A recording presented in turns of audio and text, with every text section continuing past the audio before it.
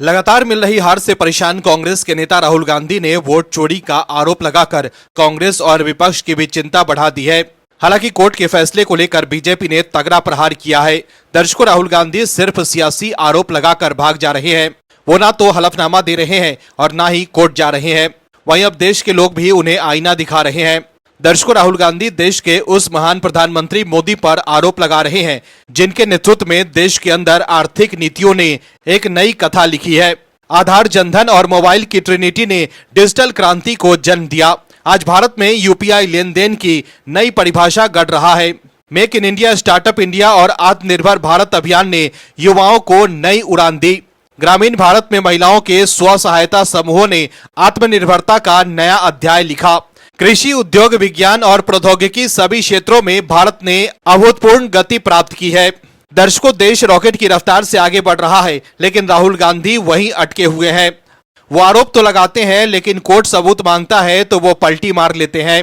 इस वक्त जैसे वोट चोरी का राग वो अलाप रहे हैं, उसी तरह कभी वो राफेल पर चौकीदार चोर है का राग अलाप रहे थे। लेकिन क्या हुआ, सुप्रीम कोर्ट में एक्सपोज हो गए। वहीं चीन ने भारत की जमीन हड़प ली है वाले राहुल के आरोप पर तो उन्हें सुप्रीम कोर्ट से फटकार तक पड़ी। जज साहब ने यह तक कह दिया कि सच्चे भारतीय होते तो ऐसा नहीं कहते। इसके अलावा दूसरे कई मामलों पर भी वो खुद घिर चुके हैं।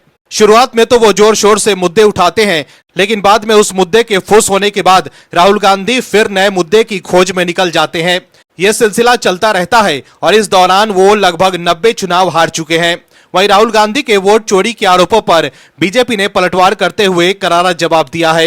बीजेपी प्रवक्ता शहजाद पूनावाला ने कहा है कि Rahul Gandhi power point press conference कर वोट चोरी की बात कर रहे हैं, जबकि कर्नाटक हाईकोर्ट ने खुद कांग्रेस विधायक नांजेगौड़ा का चुनाव रद्द कर दिया है। असली वोट चोर तो यही है। शहजाद पूनावाला ने तंज कसते हुए कहा कि महाचोरी में लिप्त लोग खुद दूसरों पर वोट चोरी का आरोप लगा रहे हैं, और वो भी बिना तथ्यों की जांच किए। उन्होंने यह भी कहा कि राहुल गांधी का हाइड्रोजन बम धमाका कम और आत्मघाती विस्फोटक ज्यादा साबित हुआ। दर्शकों, एक तरफ तो राहुल गांधी चुनाव आयोग पर निशाना साध रहे हैं, लेकिन चुनाव आयोग एसआईआर के जरिए वोटर लिस्ट से घुसपैठियों को बाहर का रास्ता दिखा रहा है। पीएम मोदी और गृह मंत्री भी इस बार घुसपैठियों के इस मुद्दे पर बार बार जोर दे रहे हैं।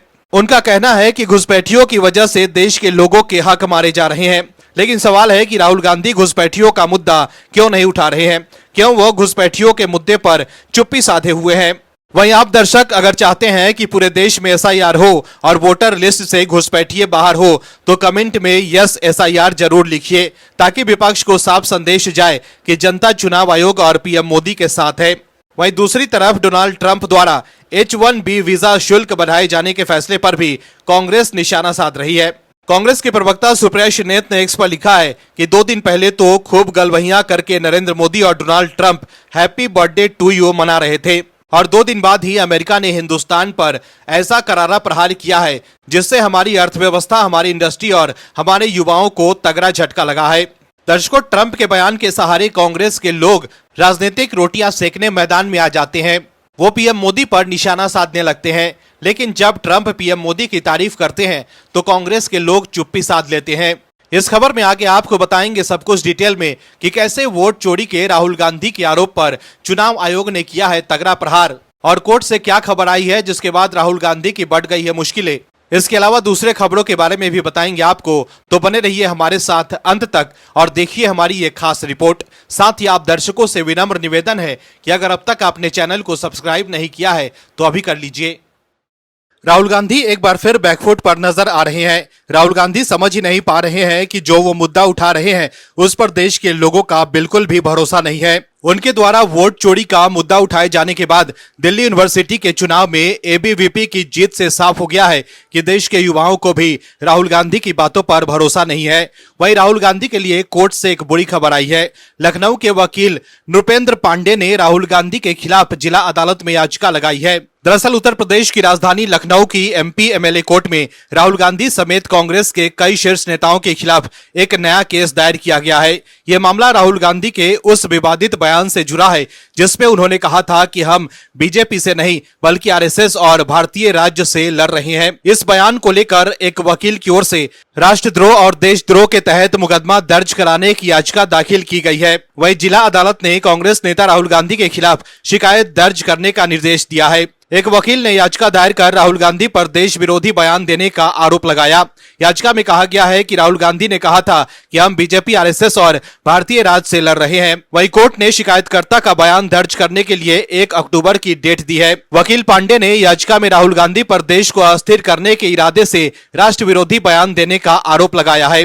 वहीं राज्यसभा में विपक्ष के नेता मल्लिकार्जुन खड़गे, सांसद प्रियंका गांधी वाड्रा और सोनिया गांधी, केसी वेणुगोपाल और जयराम रमेश को विपक्षी पक्षकार बताते हुए आरोप लगाया गया है कि चूंकि वे उस कार्यक्रम में मौजूद थे जहां ये टिप्पणी की गई, इसलिए उन्हें भी गिरफ्तार किया जाना चाहिए। याचिकाकर्ता ने आरोप लगाया है कि 15 जनवरी 2025 को नई दिल्ली में नवनिर्मित कांग्रेस मुख्यालय इंदिरा भवन के उद्घाटन के दौरान राहुल गांधी ने ये बयान दिया था।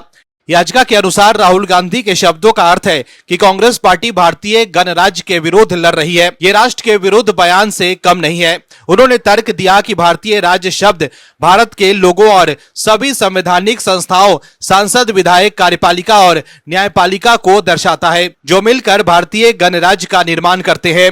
शिकायत में आरोप लगाया गया है कि राहुल गांधी की टिप्पणी भारत की संप्रभुता, एकता और अखंडता पर हमला है।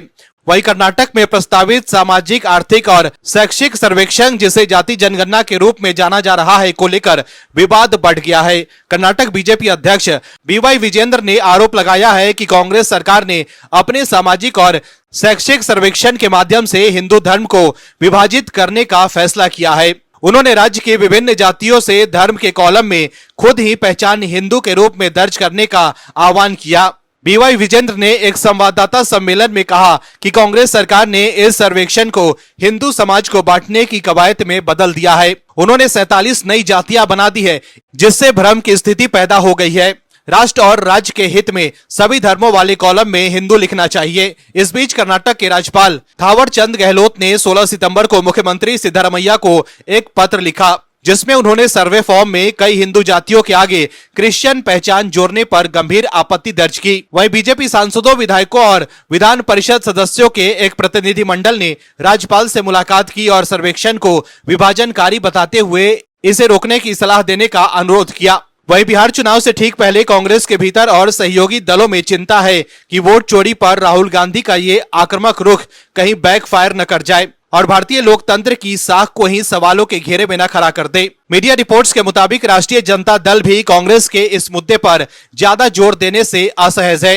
जहां तेजस्वी यादव बेरोजगारी, पलायन, अपराध और सरकारी सेवाओं की बदहाली जैसे मामलों पर जोर दे रहे हैं, वहीं राहुल गांधी चुनाव आयोग में औपचारिक शिकायत दर्ज कराए बिना केवल एसआईआर और वोट चोरी पर टिके हुए हैं। सर्वे बताते हैं कि बिहार की जमीन पर इस मुद्दे की पकड़ बेहद कमजोर है। बिहार की जनता बेरोजगारी, शिक्षा, चिकित्सा व्यवस्था जैसे मामलों को ही गंभीर विषय मान रही है। माना जा रहा है कि राहुल गांधी का मौजूदा रुख महागठबंधन की गति को कमजोर कर सकता है।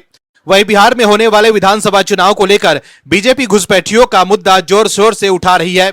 ऐसा पहली बार है जब बिहार में बीजेपी इस मुद्दे पर इतनी आक्रामक है। राहुल गांधी ने सोचा भी नहीं होगा कि चुनाव आयोग से पंगा लेना उनके लिए इतना भारी पड़ सकता है। कर्नाटक की आलंद विधानसभा सीट पर वोट चोरी का आरोप लगाने के लिए राहुल गांधी द्वारा प्रेस कॉन्फ्रेंस करने के बाद उनके हाइड्रोजन बम की क्षमता सबको पता चल गई है।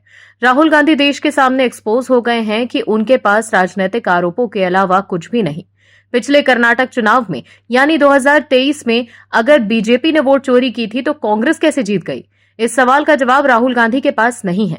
वहीं उनके प्रेस कॉन्फ्रेंस पर जब एक रिपोर्टर ने पूछा कि वोट चोरी के सबूत लेकर कोर्ट जाओगे, तब इस सवाल का जवाब देते हुए गांधी ने गैर जिम्मेदाराना अंदाज में कहा, ये मेरा काम नहीं है। उनके इस जवाब से भी आप समझ सकते हैं कि उनके आरोपों में कोई दम नहीं, क्योंकि अगर वाकई उनके कोई सबूत होते तो सबसे पहले कोर्ट जाते और हलफनामा देते। लेकिन अब चुनाव आयोग ने दूध का दूध और पानी का पानी कर दिया है। चुनाव आयोग ने अपने फैसले से बड़ा धमाका कर दिया है। दरअसल वोटर लिस्ट से वोटरों के नाम काटे जाने के मामले में राहुल गांधी के आरोपों का चुनाव आयोग ने जवाब दे दिया। चुनाव आयोग ने बताया है कि राहुल गांधी के ये आरोप पूरी तरह से निराधार है। गांधी ने कॉल सेंटर के जरिए लोगों के नाम काटे जाने का आरोप लगाया। इस पर चुनाव आयोग ने कहा कि ऐसा बिल्कुल नहीं है। चुनाव आयोग ने स्पष्ट किया कि ऑनलाइन वोट डिलीशन संभव ही नहीं है और किसी मतदाता को सुनवाई का मौका दिए बिना वोटों को हटाया नहीं जा सकता। चुनाव आयोग ने यह भी कहा कि ऑनलाइन फॉर्म भरने से अपने आप वोट नहीं कटता। कोई भी वोटर अपने क्षेत्र से नाम हटाने के लिए ऑनलाइन फॉर्म 7 भर सकता है, लेकिन फॉर्म भरने का मतलब ये नहीं होता कि तुरंत नाम हट जाएगा। ईसीआई के अनुसार नाम हटाने के लिए और भी जांच होती है। एक प्रेस नोट में जारी करते हुए चुनाव आयोग ने एक्स पर लिखा कि किसी भी नागरिक द्वारा ऑनलाइन किसी भी वोट को हटाया नहीं जा सकता।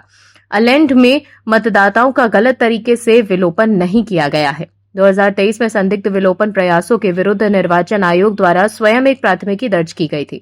विस्तृत प्रेस नोट पढ़ें। चुनाव आयोग ने अपने पोस्ट के साथ एक प्रेस नोट भी शेयर किया। वहीं चुनाव आयोग ने एक बड़ा फैसला लेते हुए चुनावी सिस्टम को साफ सुथरा बनाने के लिए रजिस्टर्ड गैर मान्यता प्राप्त राजनीतिक दलों की लिस्ट से ऐसे दलों को हटा दिया है जिन्होंने 6 साल से लगातार किसी भी चुनाव में हिस्सा नहीं लिया है। साथ ही ऐसे राजनीतिक दलों को भी लिस्ट से बाहर का रास्ता दिखा दिया गया है जिन्होंने चुनाव तो लड़े लेकिन वित्तीय वर्ष 2021-22 से लेकर 2023-24 तक के बीच अपने चुनावी खर्चे आयोग के सामने जमा नहीं कराए।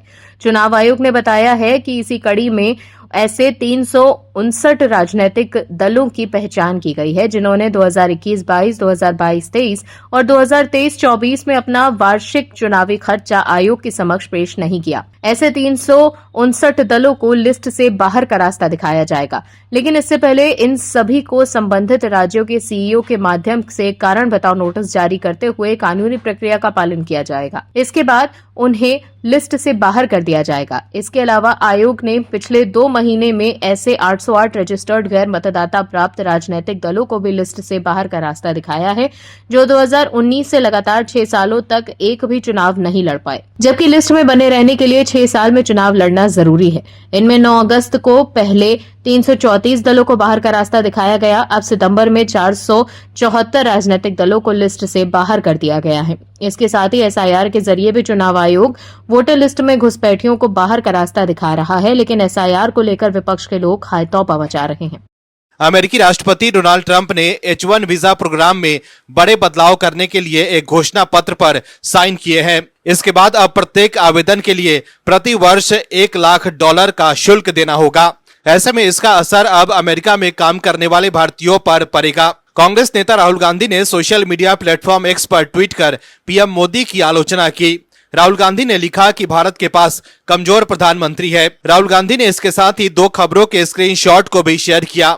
इसमें पहली खबर H1 वीजा को लेकर मोदी और ट्रंप के बीच बातचीत से जुड़ी थी। इसके अलावा कांग्रेस के अध्यक्ष मल्लिकार्जुन खड़गे ने H1B वीजा पर अमेरिका द्वारा शुल्क लगाए जाने पर पीएम मोदी पर निशाना साधा। उन्होंने कहा कि विदेश नीति में राष्ट्रीय हितों को प्राथमिकता दी जानी चाहिए, केवल नारे लगवाने से काम नहीं चलेगा। वहीं कांग्रेस पार्टी सैम पित्रोदा को लेकर भी बैकफुट पर है। ओवरसीज इंडियन कांग्रेस के अध्यक्ष सैम पित्रोदा ने एक बयान में कहा कि उन्हें पाकिस्तान घर जैसा लगता है। वहीं इस पर कांग्रेस नेता सुरेंद्र राजपूत ने सैम पित्रोदा के बयान को जायज ठहराते हुए बीजेपी पर निशाना साधा है। उन्होंने कहा कि यह बहुत ही हास्यास्पद स्थिति है कि एक तरफ जहां इन लोगों को भारत और पाकिस्तान के बीच मैच का आयोजन करवाने में किसी भी प्रकार की दिक्कत नहीं होती, वहीं दूसरी तरफ अगर सैम पित्रोदा अपने बयान में ये कह देते हैं कि उन्हें नेपाल, पाकिस्तान और बांग्लादेश घर जैसा महसूस होता है तो इन लोगों को मिर्ची लग जाती है। वहीं टैरिफ और H1B वीजा को लेकर मचे घमासान के बीच पीएम मोदी ने बड़ा हमला किया है।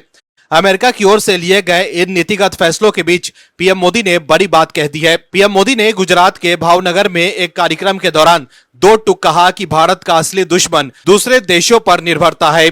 उन्होंने राष्ट्रीय ताकत और वैश्विक सम्मान के लिए आत्मनिर्भर बनने पर जोर दिया। पीएम मोदी ने गुजरात के भावनगर में जनसभा को संबोधित करते हुए कहा कि भारत आज विश्व बंधु की भावना से आगे बढ़ रहा है। दुनिया में हमारा कोई बड़ा दुश्मन नहीं है। सच्चे अर्थ में अगर हमारा कोई दुश्मन है तो वो दूसरे देशों पर हमारी निर्भरता, यही हमारा सबसे बड़ा दुश्मन है और हमें मिलकर भारत के इस दुश्मन को हराना ही होगा। जितनी ज्यादा विदेशी निर्भरता उतनी ज्यादा देश की विफलता।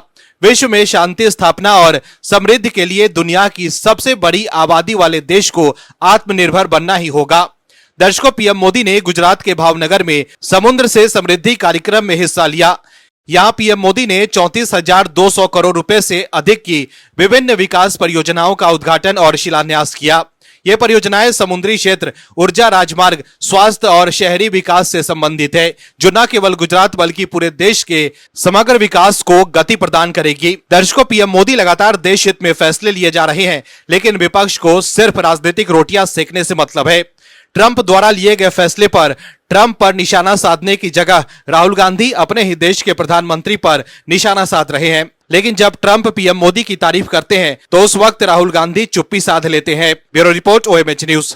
आप दर्शकों से विनम्र निवेदन है कि चैनल को सब्सक्राइब जरूर करें